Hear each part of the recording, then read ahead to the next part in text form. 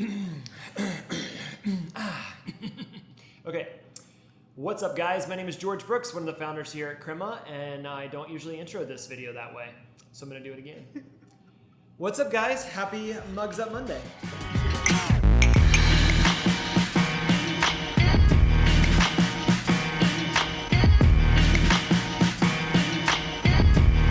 Okay, so if you have not been watching, Mugs Up Monday is a video that we put out every Monday, or days that are close to Monday, or any other day of the week, but we pretend that we're filming on Monday.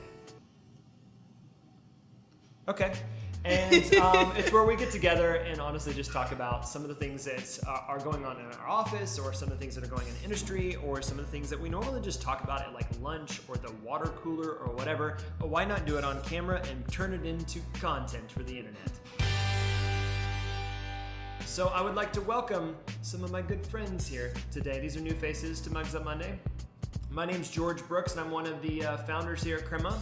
And I'll let you introduce yourself. All right, I'm Mandy Tadros, and I'm an application developer apprentice. I am Nicholas Suddarth, and I am an applications developer. So these people build things. So we've talked a lot about product management and design practices and prototyping and all that stuff. But I thought today we'd pull the people in that actually bring it to life, and we would talk about said activity. Code, development, engineering. Yes. Do you like being called engineers?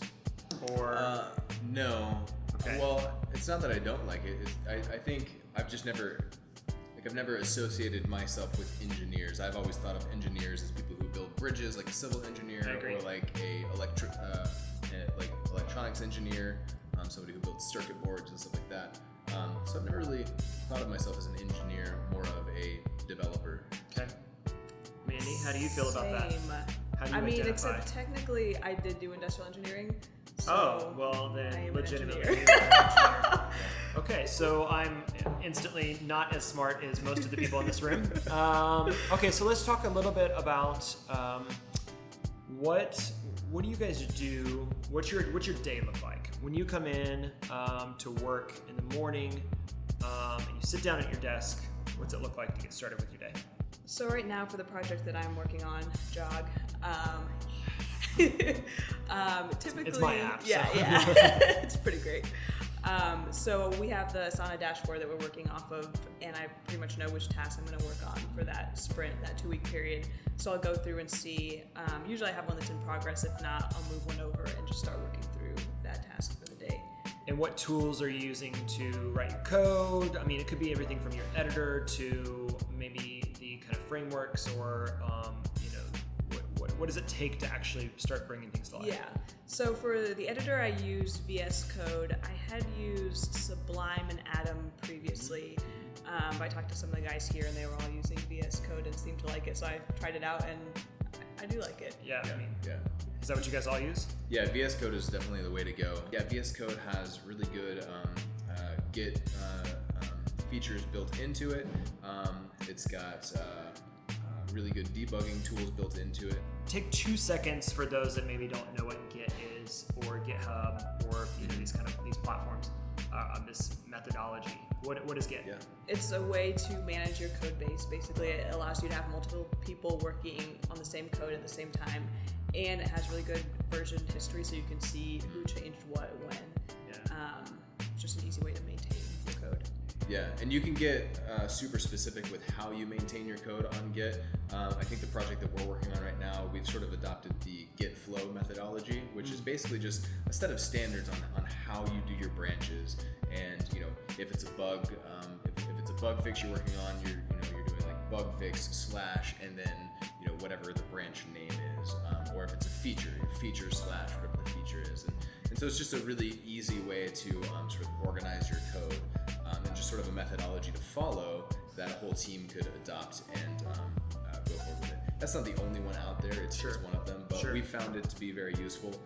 There are definitely those sort of code cowboys that get on Git and just save a whole bunch of stuff, and it can get pretty hairy pretty fast. And that's why I think people have built these sort of methodologies around how you do your process flow in Git. So how big are the teams that you guys are working on right now? as far as, well, talk about how big the teams are from a developer standpoint, like how many devs are on your projects, and then how big is the actual entire product team that you're collaborating with right now?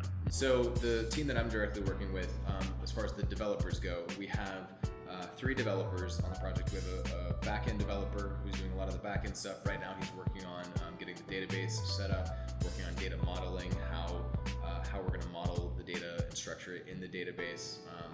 And we're actually using a graph database on that. It's not GraphQL, but I think it's Neo4j. I don't know anything about that. Neo4j, guys. Yeah. Check it out. But It's all the rage. it's not like a regular, not to go too far into that, it's not like a regular relational database. It's a graph database, which is a lot different than what I'm used to. So he's. But it's not a that. flat database either, right? So it's not like. Correct. Oh my gosh, what's the word I'm looking for? SQL? Not SQL. SQL would be more Mongo? relation. Mongo. Okay. Mongo's more Right. flat, right? Yeah, It's not yeah, like that either, It's right? not like that either. Yeah. It's weird. It took a little bit to kind of understand that part of it. Anyway, so we have the back-end developer. We have 2 front-end developers. One front-end developer is sort of a senior, almost full-stack developer, where he's really good, sort of closing the gap between the back-end and the front-end. And then I'm a front-end developer, focusing a little bit more on user experience. So I've on the project that I've been on, I've gotten to do a lot of really cool UX consulting with our client to help in that regard, but then also like building out components in React, styling those components, and sort of helping build out the front end so our senior level dev and then the back end dev can really focus on those big functional pieces of the application. Yeah, and yours is an interesting mix too, because like part of the product team is inside the client as well. So they offer both the product ownership and management, but also some design, Right. which I know you guys consult with as well. So what about your team? Yeah, so my first team was just me. I was front-end, back-end designer, product manager. Team of one. Yes. It was a lot of fun. It was a project that I had started before I started working here, a workout tracker app. And so for the back-end, I used Happy. Happy.js or Happy Yes. JavaScript. Yeah, it was good. I liked using it just for the learning experience, if nothing else. There's definitely a lot more documentation with Express, but Happy, I found like a book that was out there about it, so it was a good learning experience to try to learn a lot when there's not a lot of documentation, or pretty much all the examples for things are in Express, but you kind of figure out how to piece things together, like, oh, they're doing it this way in Express, I know in Happy's done this way, but I kind of piece And these are all things different together. like JavaScript. Are they node based? So Express is mainly JavaScript based. It's sort of a front end framework. Oh, because Express is front end, but Yes. Happy is more of a back end. Yeah. Right? It's an API. Oh, okay. Right. Is that right? It's used like in the same HAPI. way as Yeah. Express, like to connect to. Oh, gotcha. Yeah. Okay. I've never used Happy. I'm very happy all the time. Never used it. There was a question I had off of something you said. So we talked about React, kind of unpacked that a little bit. JavaScript framework made by Facebook originally, although there's different variations of it, but they did the MIT open source now. So that was yay, because we were a little worried when we were using it before that, and we kept telling clients, it will be all right. Facebook won't steal your ideas. And then they did that, which allowed us to really say, yeah, for sure, we're all in. Yeah. We cross-train. Almost all of our developers know how to use React. Actually, talk about that a little bit. So you talked about your project teams. How do you get better at your craft? Whether that is in the project, or I know you guys have like dev. What do you call that group? Dev chat. Dev chat. Yeah. Maybe just talk about how are you getting better while you're here at Crema? So for me, a lot of what I've done, I mean, the project I work on, it's pretty much all new to me. So everything I'm doing is learning. Which She's is an awesome. apprentice, Yes. so we are investing into her to grow. Thank you. So I learned through those projects I've been working on, and then outside of that, I've also taken a lot of Udemy classes. There's a good one for React, Redux, and then React Native and Redux that I've gone through both of them. So it's been really helpful. And then outside of that, just getting good at Googling. Finding stuff The best out there. developers and the best Googlers. Yeah, sure.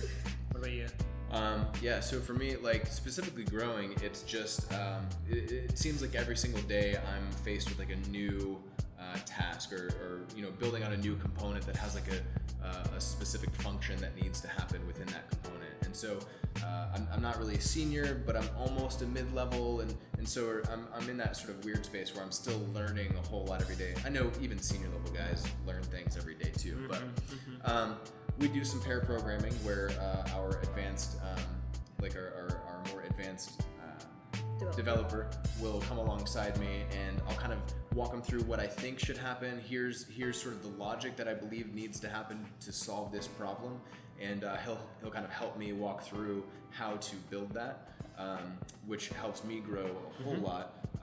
And because I'm sort of taking the lead and making decisions on that, and I'm sort of problem solving that. But if I have like bigger technical issues, he sort of helps me fill in those blanks. And then like I love going out to Team Treehouse. They have really good modules out there. Egghead is a great resource for learning JavaScript stuff.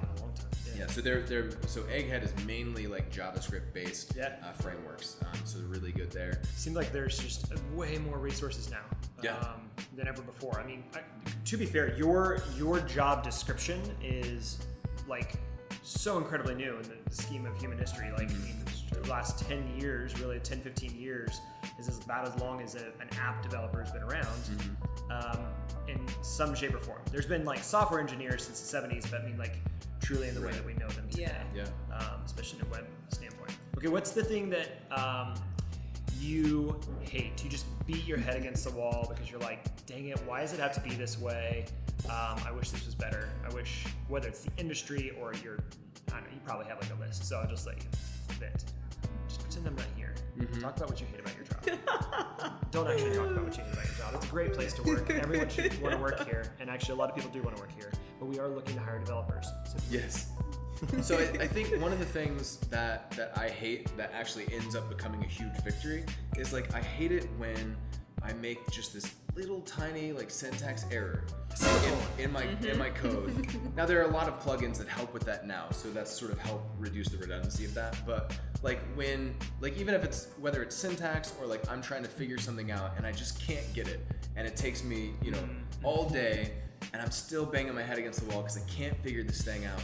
And then I get up, kind of walk away from my desk, maybe we have things called dev walks where like a few of the devs will go out for a walk. Do you actually call them dev walks? I started calling them dev walks. I love that. I did not know that existed in my organization. Yeah. So we'll do dev walks. Can I go on your dev walks with you? Yeah, of course. I mean, we talk about you sometimes. So, No. But that sort of like clears my mind, and then I'll end up either then or even if I go home at night, like sometimes I'll wake up in the middle of the night and like be like, oh, duh, that's the solution. And that's what I hate, is that I've spent all this time banging my head, racking my brain, trying to figure it out, and then it ends up being this really simple solution to what I'm doing. And always taking that step back and getting away helps to sort of refocus, clear your mind, and you can see that really simple thing. That's a good point, because I do the same thing. Like I try to just like keep going and push through it, but sometimes taking a break is the exact thing that you need. Like you think you're not actually thinking, but like taking your mind off it helps you process it more. I like that. I mean, one of the things that we talk a lot about here is I don't know that we use this language, but the theme that we'll talk about is kind of intense engagement and intense release, right? So like giving space for you guys to take those dev walks or dev strolls. Okay. Dev skips. Leaps and bounds. Or having our Innovation Friday, or ways that you can just kind of work on something different, kind of think differently, and also not be grinding, right? Be grinding on code for 60 hours a week, which is what I think a lot of organizations, whether in-house or agency or otherwise, tend to encourage. But I think that this breaking up the activity is really, really important, all across all of our roles, but definitely when you're trying to think through that very technical problem. Dang it, I thought of something.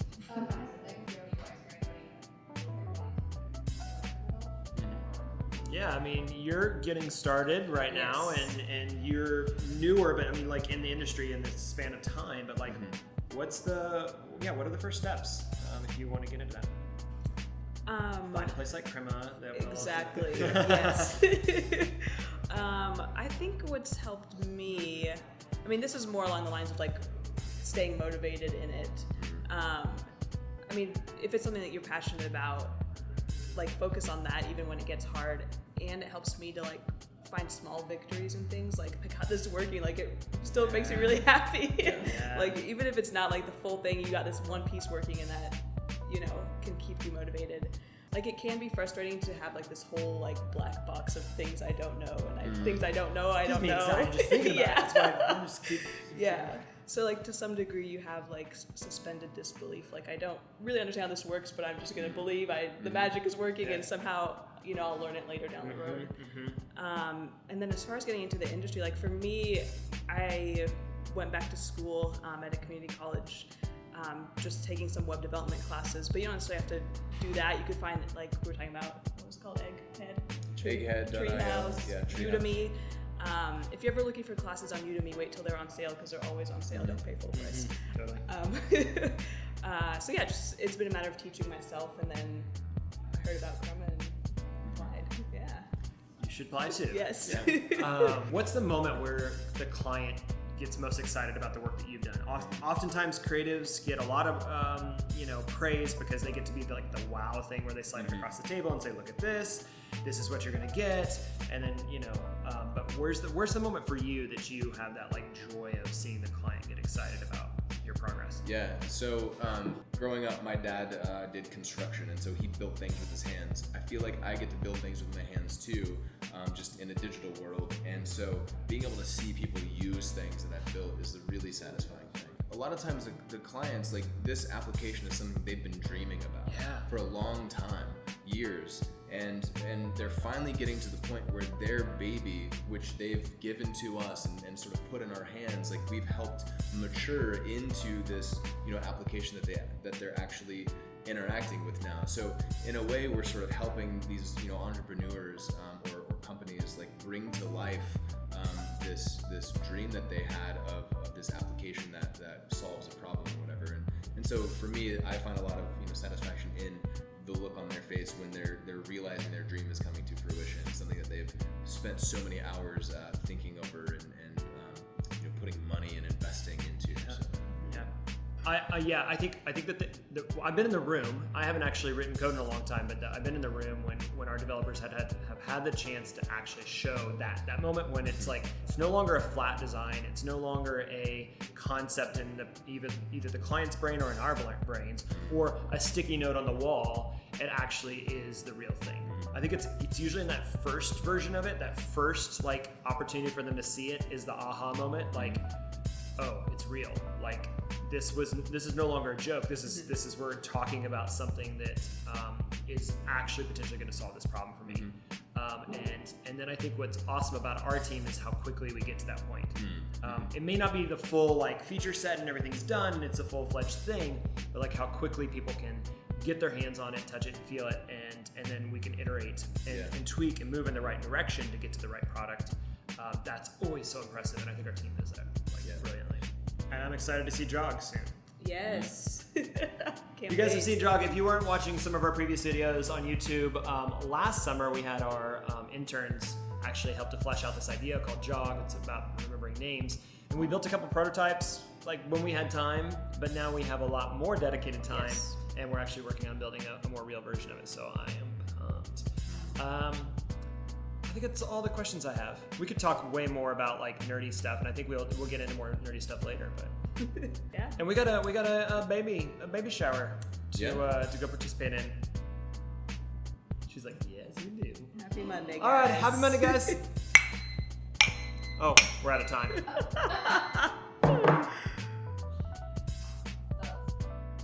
All right, guys, thank you so much for watching.